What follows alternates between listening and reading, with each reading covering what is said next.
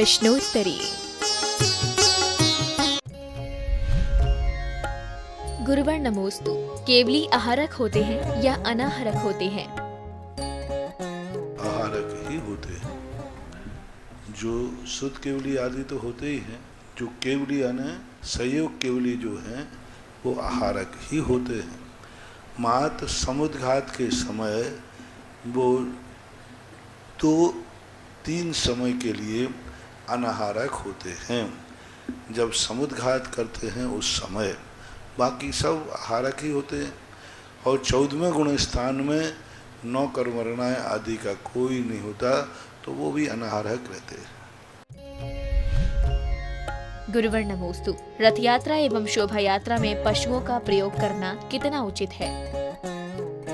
बहुत बार बोल चुका कि ऋषभ देव ने बैलों को खेती में जोतने का उपदेश ऋषभ देव ने दिया था, और ऋषभ देव ने बड़े विचार करके दिया था। और आज इसी का न मानने का दुष्परिणाम है कि आज सबसे ज़्यादा पशु कट रहे हैं, जिसमें बैल कट रहे हैं। आज ये समस्या हो गई कि गाय को तो पालने, यदि गाय का बछड़ा हो जाए तो उसका क्या करें। पहले बछड़ा खेत के काम आता था, कोई बाधा नहीं। और मैं तो कहता हूँ कि जिस दिन ये हाथी घोड़े बैठने के काम बंद हो जाएंगे, उसी दिन ये सब कत्लेआम कर दिए जाएंगे।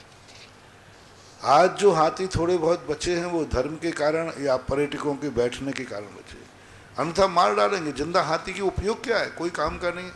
मरे हाथी की बहुत कीमत होती है, ऐसा लोग मानते हैं। इसलिए मेरा तो कहना है कि यदि इन जीवों के प्राण बचाना है तो हर धार्मिक कार्यों में इन पशुओं को, हाथियों को शामिल करो, जिससे ये जिंदा रह जाएंगे। अभी आचार्य सिंह ने कहा कि ट्रैक्टर बंद करके बैलगाड़ियां चलाओ, खेती करो, हल से बैलों को लो। यदि बैलों को बचाना है, बछड़ों को बचाना है, तो किसान को उसका उपयोग करना चाहिए। अभी विदिशा के अंदर कई बैलगाड़ियां बंटवाई। आचार्य सिंह ने कहा बैलों को बचाओ। बैल उपयोग नहीं करोगे तो देखो भाई, जहाँ तक उसके डांट फटकार की बात है, तो एक पिता अपने बेटे को भी थप्पड़ मारता है, बेटे को भी फटकारता है, बेटे को भी ताड़ना देता है, इसको बंद कर दो, कोई पानी नहीं, कोई उसको भोजन नहीं देना। माँ भी कहती नहीं दूंगे भोजन तुझे। तो ये सब माँ बेटे के समान कार्य होते हैं। घर में भी तो तुम्हें कार्य करना पड़ते हैं। ताकत नहीं है, हिम्मत नहीं है, फिर भी व्यापार करने जाना पड़ता है। शक्ति नहीं है, फिर भी नौकरी पे जाना पड़ता है। तो ये तो संसार की व्यवस्थाएं हैं कि मनुष्यों को भी यदि अपने जीवन के साथ, परिवार के साथ संबंध जोड़ना है तो एक दूसरे के प्रति थोड़ा सा, बस अति भारारोपण का निषेध किया, ऐसा भारारोपण ना करें जिससे उसकी जिंदगी तबाह हो जाए। ये पशुओं को धार्मिक और व्यक्तिगत कार्यों में लेना ये हिंसा नहीं है, ये परम अहिंसा है, बैलों की रक्षा करना। आज जितने ये सब हत्यारे हैं जिन्होंने कहा हम बैल से खेती नहीं करते, ट्रैक्टर आ गए, ट्रैक्टरों से खेती हो रही, बड़े खुश लोग हैं। देखो महाराज, ट्रैक्टर से खेती करने में कोई हिंसा नहीं है, कोई किसी को तकलीफ नहीं है। हाँ, तकलीफ तो नहीं है, लेकिन जो जो किसान ट्रैक्टरों से खेती कराते हैं, इनको बैलों की हत्या का पाप लगेगा। ये हत्यारे हैं बैलों के, ये ट्रैक्टर नहीं है, ये बैलों का हत्यारा है। आज जितने कट्टी खाने बैल जा रहे हैं, सब इसलिए जा रहे हैं कि उपयोग नहीं है। आज यदि बैल उपयोग होते, मैंने तो कहा, एक दिन किसी ने कहा, बोले महाराज जी इतना बड़ा क्षेत्र बन गया, लोग कैसे वंदना करेंगे? मैंने कहा मेरे से यदि कमेटी पूछे तो गौशाला है, बढ़िया 10-5 बैलगाड़ियां रखी जाएं और बैलगाड़ियों पे यात्री बैठ करके वंदना करें। हमारे बैलों की भी रक्षा होगी और तुम्हारी वंदना होगी बैलगाड़ियों से। वो शायद महावीर जी में ऊँटों से, ऊँट की गाड़ियाँ चलती हैं, उस पार ले जाते हैं। हाँ, क्यों ना ज्ञानोदय में 10-5 बैलगाड़ियाँ खड़ी रहें। अरे चिंता मत करो, लोग इतने शौक से बैठेंगे, इतने शौक से बैठेंगे। बैलगाड़ी से वंदना करने जाओ, सारे मंदिरों की वंदना करते करते उतर के आ जाओ, बैल का भी उपयोग हो जाएगा, उसको भी खाने को अच्छा दाना मिलेगा। अभी बैल किसी काम में नहीं आता तो सूखा भूसा डाल देते। स्पेशल बैलगाड़ी बनवा पहले किसान बैल को काम लेता था तो उसको दाना खिलाता था, खल खिलाता था, उसको वो बाटा होता ना, उसको भूसे में मिलाकर खिलाता था, मिल जाता था। अब आज तो उसको कोई सूखा घास भी नहीं डालता, किसी काम का नहीं है। यानी वो बैल काम करता था तो उसको खाने को भी अच्छा मिलता था, किसान उसको हरा चारा बढ़िया खिलाता था और उसके लिए बहुत तंदुरुस्त रखता था। तो मेरा तो मन का, मेरी बात मान ले कोई तो बढ़िया 10-5 बैलगाड़ी। अभी एक व्यक्ति ने कहा, महाराज अपने दीपक भाई कह रहे थे, महाराज रात्रि में कोई लोग वहाँ उतर जाते हैं गेट पे तो यहाँ तक आने को बड़ी तकलीफ होती है, महाराज एक आध गाड़ी रखी जाए। मैं इन गाड़ियों फाड़ियों के पक्ष में नहीं है, मैं तो कहती हूँ 2 बैलगाड़ियाँ तो खड़ो गेट पे खड़ी और 2 बैलगाड़ियाँ खड़ो ऑफिस पे खड़ी। यहाँ से जिसको वहाँ जाना बैलगाड़ी, वहाँ से यहाँ आना तो बैलगाड़ी पे आओ और बहुत सस्ते मिल जाएंगे। बैल तो अपने फ्री में है ही, गाड़ी भी ज़्यादा सस्ती महंगी नहीं है। और खड़े रहना तो भाई सामान रखो बैलगाड़ी। ज्ञानोदय का एक नया पैटर्न चालू होना चाहिए, बैलगाड़ी वाला तीर्थ क्षेत्र। यहाँ हर स्थान पे, पहाड़ पे जाने को बस लग दी, बैलगाड़ी जाने दो, बहुत अच्छी तरह जाएंगे बैल, चिंता मत करना। उन बैलों को जो तकलीफ होगी तुम चिंता मत करना, मेरे खाते डाल देना वो दोष, कोई तकलीफ। मुझे तो ऋषभदेव पर विश्वास है, यदि यह कार्य हिंसक होता तो ऋषभदेव कदापि कृषि का उपदेश नहीं देते। वो जानते थे कि बैल जब तक खेती के काम आता रहेगा, ये बैल की सुरक्षा है, जीवन है। किसान देखो कितना चाहता है, बैल गुम जाए तो उसको लेने जाता है, उसको कितने ढंग से प्यार करता था। किसान जो करते हैं उनसे देखो, उनके ऊपर हाथ फेरता है, बहुत प्यार मिलता है। तभी तो यदि उसको दुख होता ना, तो बैल को छोड़ने के बाद कहीं गुम जाए तो लौट के कहाँ आता है? घर में। क्यों घर में क्यों आ रहा? वहाँ तो दुख है नहीं, कुछ नहीं है। महानुभाव चलाएं, कमेटी वालों को कोई थोड़ी बहुत हो जाए। बहुत अच्छी बैलगाड़ियाँ बनाए, थोड़ा ढंग की बनाए, थोड़ा स्टैंडर्ड मेंटेन करें, सीट अच्छी लगा दी और बस बैलगाड़ियाँ चलाएं। यहाँ ज्ञानोदय में 10-5 बैलगाड़ियाँ घूमती ही रहना चाहिए। अब मान लीजिए वो तुम्हारा क्या बोलते हैं, वो चाक होता था ना लोहे का दन, तो लोहे का दन चढ़ता था उसमें। मान लो तुम्हारे टाइल्स हैं, फाइल्स हैं, इनमें वो न चले नहीं महाराज। अब टायर आ गए महाराज जी। आजकल क्या होता है, गाड़ी में टायर भी लगने लगे जी। बैलगाड़ियों में टायर लग जाते, टायर की गाड़ियां बनवा लो और बढ़िया 2-2 बैल जोत करके और बढ़िया चलाओ, देखो कितना बड़ा आनंद आएगा। और ऊपर से ऋषभदेव को भी ये बात हो जाएगी कि हमारा कृषि का उपदेश ज्ञानोदय तीर्थ क्षेत्र पर फलीभूत हो रहा है। गुरुवर नमोस्तु। ज्ञानोदय तीर्थ क्षेत्र में बन रहे जिनालयों को देखकर मन में बहुत अनुमोदना के भाव आते हैं, तो क्या इन भावों का कुछ पुण्य प्राप्त होगा? बस अपने क्षेत्र में जब बनने लग जाए तब एक बार आ जाना, कभी और आ जाना, उस भूमि को एक बार हाथ से छू जाना जहां तुम्हारे द्वारा बनाया हुआ जिनालय निर्माण होगा। अभी मैं 2 दिन से बस ऑफिस में मंदिर के पास जाता हूं तो पहाड़ी पर बस वही 72 जिनालय देख रहा हूं। क्या दृश्य होगा, ऐसे लगेंगे अभी 24 जिनालों के बाद। और अब तो मेरी कल्पना ऐसी आ रही कि 24 जिनालय लाल पत्थर के बने, 24 बिल्कुल वाइट मार्बल के बने, 24 या कुछ ऐसे बढ़िया। पूरी पहाड़ी को जब देख रहा हूँ मैं यही कल्पना कर रहा हूँ कि ये सारे नीचे में जितने जिनालय बन रहे हैं ये एक तरफ रख देना और वो 72 जिनालयों की जो शोभा बनेगी वो वर्णी नहीं जाएगी। जब भी कोई भजन लिखेंगे वो 72 जिनालय लिखे जाएंगे। पहाड़ी की तलहटी में जिस ढंग से उनकी कल्पना आ रही है, और छोटी मोटी मूर्ति उसमें नहीं बैठेगी, कम से कम 5 से 7 फुट ऊंची पद्मासन मूर्ति बैठना चाहिए। मन तो था कि 500 धनुष की बैठा ले लेकिन वो अपनी कुव्वत की बात नहीं है। लेकिन 500 धनुष 5 से 7 फुट कितनी है, बहुत बड़ी चीज कहलाती है। यानी ऊपर जितनी बड़ी मूर्ति जा सकेगी उसकी बैठालने का प्रयास है। अब जितनी जाएगी 5 फुट तो चली ही जाएगी और 7 फुट चलेगी तो और अच्छा हो जाएगा। इतनी बड़ी विशाल मूर्ति का पूरा जिनालय, गर्भालय होगा, श्रृंगार चौकी होगी, शिखर होगा, मंडप होगा। और वे जब 72 जिनालय एक साथ यहाँ से देखेंगे और जब वो बैलगाड़ी से दर्शन करने जाएंगे तो सुबह जाएंगे, बीच में एक आज शीतल नाला बना देंगे, वहां नाश्ता कर लेंगे और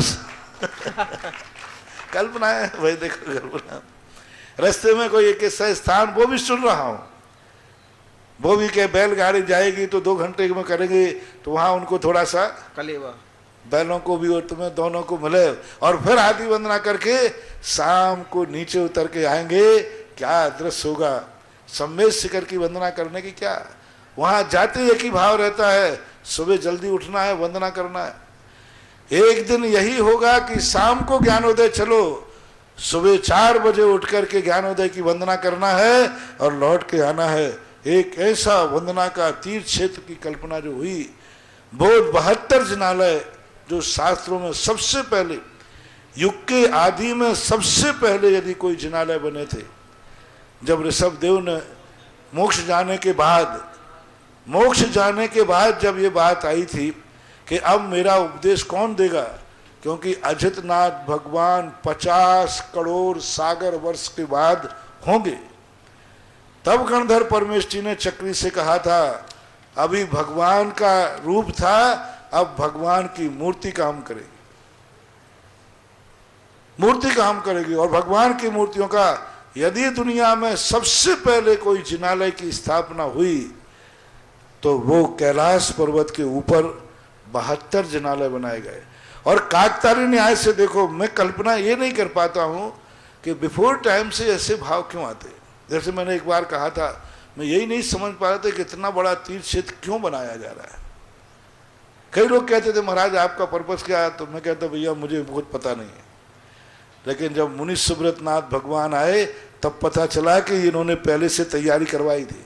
ये जो मंदिर में बैठे ना, यही सब करता धरता, इन्होंने मेरा दिमाग ठीक वैसा किया कि तू पहले तैयारी कर, मैं जमीन से निकल के आ रहा हूं, बड़ा क्षेत्र भी छोटा पड़ेगा।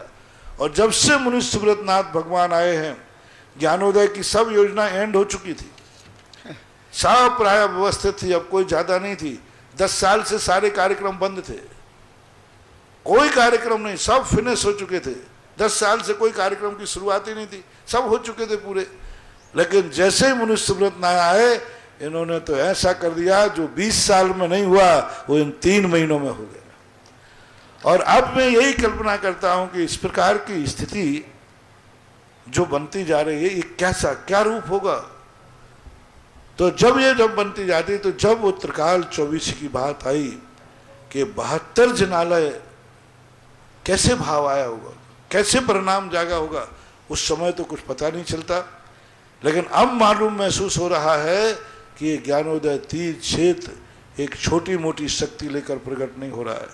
सारे के सारे जिनालय का रूप एक तरफ, और वे 72 जिनालय जो पहाड़ के ऊपर उधर अजमेर से दिख रहे हैं, इधर चलते हुए हाईवे से दिखेंगे कि ऐसा भी कोई तीर्थ क्षेत्र है। तो ये सब उसके कहते ना कि पहले से जब कोई अच्छा होना होता है तो वह कार्य वैसा ही अच्छा होता है, बहुत अच्छा। तो आप लोग अनुमोदना करके जो जिनालय बनाते हैं उनको अपना, और जो रह गए हैं, मैंने कहा ना 48 कोई पुण्यात्मा जीव रह रहे हैं जिनके पुण्य का कोई सदुपयोग होने वाला है, जो चूक गए इनमें, जो लेट आ पाए इनमें। और कई लोग तो बड़े लेने वाले थे, इनको छोटे ही मिला। हाँ, तो चूक गए हों 48 लोगों के पुण्य ने एक ऐसी योजना की तरफ दृष्टिपात किया, और एक ऐसी योजना की बात सामने आई जो मेरी भी कल्पना में नहीं था, मेरी भी दृष्टि में नहीं था कि यह रूप बनेगा। और देखो काकताली न्याय से जो बात मैं कह रहा था, ये कैलाश पर्वत काय के लिए बना था, कोई लेना एक ना देना, तो 24 जिनालय बन गए थे। ये कैलाश पर्वत बीच में वैसे ही आ गया, और इस पहाड़ी को तोड़ने के लिए पूरी ताकत लगा दी थी, लेकिन बस वो किसी कारण से वो नहीं टूट पाई, टूटने के लिए ही पड़ी थी। एक दिन जाति कैलाश पर्वत बन गया। अब वो कैलाश पर्वत कह रहा है कि नहीं, मेरे बाद जो मंदिर बने वे बिल्कुल वाइट मार्बल के बनना चाहिए। तो इधर लाल पत्थर के अब जो मंदिर 24 बने वो मार्बल के बने, और आगे जाकर के फिर दूसरा कलर कोई अभी देखता हूँ कौन सा कलर आता है, जैसलमेर पीले पत्थर, कोई जैसलमेर का कोई। तो एक ऐसी छटा अपने सामने आए कि जिससे इतिहास स्वर्णांकित हो। यह युग, पहली बात तो दुनिया के पास जमीन नहीं है, आज तुम्हारे पास जमीन है। और सबसे बड़ी चीज है कि यह क्षेत्र ऐसे महानगरों के बीच में है जो हजारों हजारों वर्ष तक भी यहाँ ना नगर उजड़ने वाले हैं और ना ज्ञानोदय उजड़ने वाले हैं। इधर किशनगढ़, इधर अजमेर, नसीराबाद, ब्यावर, चारों तरफ तो बड़े बड़े शहर हैं। शहरों के बीच में तीर्थ क्षेत्र होना मायना रखता है। और आगे वो 72 जिनालयों की जो शिखरें, गगनचुंबी शिखरें जब बनेगी तब वो दृश्य एक अलग होगा। गुरुवर नमोस्तु। वैश्रावक कौन होते हैं? समाधि धारण करने वाले, जो विधिवत संलेखना धारण करते हैं, जो क्रम से, जो भगवती आराधनाकार ने लिखा कि क्रम से अन्न जल त्याग करके अपने जीवन के अंत के समय वह जो विधि बताई है उसके अनुसार संलेखना धारण करते हैं। संलेखना के अंदर सबसे पहले शरीर के साथ साथ कसायों की संलेखना होना चाहिए। कसायों के साथ साथ अपने ममत्व भाव का, अपने राग द्वेष आदि भाव का, अपने मात्र एक आत्म स्वरूप के चिंतन संबंधी परिणाम होना चाहिए।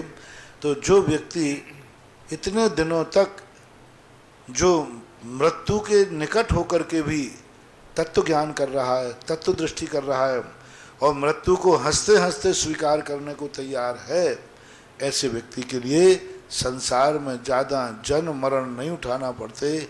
कम से कम 2-3 भव, अधिक से अधिक 7-8 भव, ये कई आचार्यों ने इस बात को उल्लेखित किया है। महाराज जी श्रावक भी मुनियों के तो होते ही हैं श्रावक, लेकिन ये ध्यान रखना अविरति की संलेखना नहीं होती, वृत्ति की ही संलेखना होती है।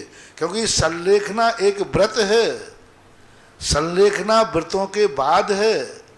पर जो जैसे कई श्रावकाचार्यों में आया 12 व्रतों के बाद संलेखना, कई आचार्यों ने 12 व्रतों में संलेखना ग्रहण किया। अविरत सम्यक दृष्टि की कभी संलेखना नहीं होती, अविरत सम्यक दृष्टि के कभी भाव निश्चित नहीं होते, कभी भाव निश्चित नहीं होते। वृत्ति में जो संलेखना, पहले कम से कम 2 प्रतिमा होना जरूरी है, कम से कम 2 प्रतिमा लेने के बाद ही संलेखना की बात की जा सकती है। क्योंकि यदि वो अविरति है, 5 पापों में 1 देश का भी त्याग नहीं किया, ऐसा गृहस्थ संलेखना नहीं कर सकता। इसलिए श्रावक शब्द का कई लोगों, अभी चर्चा में भी आया था कि श्रावक शब्द उन्होंने प्रतिमाधारी को ही श्रावक कहा और जो प्रतिमाधारी नहीं उन्हें गृहस्थ कहा। आचार्य समंतभद्र महाराज ने अष्टमूल गुणधारी व्यक्ति के लिए गृहस्थ की उपमा दी। मध्यमाद मधुस्त्यागई सहानुव्रत पंचकम आदि, उसमें गृहस्थ शब्द का प्रयोग आया। और जब उसने व्रत ले लिए तो उसको वृत्तिक कहा, वृत्ति। यानी समंतभद्र महाराज के अनुसार 12 व्रत लेने के बाद ही वह वृत्ति श्रावक की कोटि में आता है।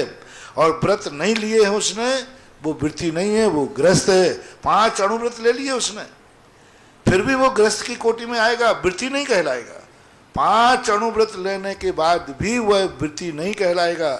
क्योंकि समंतभद्र महाराज ने आगे जाकर के कहा 5 अणुव्रत के साथ जब वो 7 शील व्रत धारण कर लेता है तब वो वृत्ति संज्ञा को प्राप्त होता है। ऐसा उन्होंने 100 गाथा के बाद 165 या 135 ऐसी कोई गाथा है, उस गाथा के अंदर ये दोनों गाथाएं मिलाओ, एक मध्यमाद मधुत्यागई सहानुव्रत पंचकम और एक वो गाथा जहां पर उन्होंने 12 व्रतों का वर्णन किया, तो पता चल जाएगा कि वृत्ति श्रावक के ही संलेखना का अधिकारी होगा।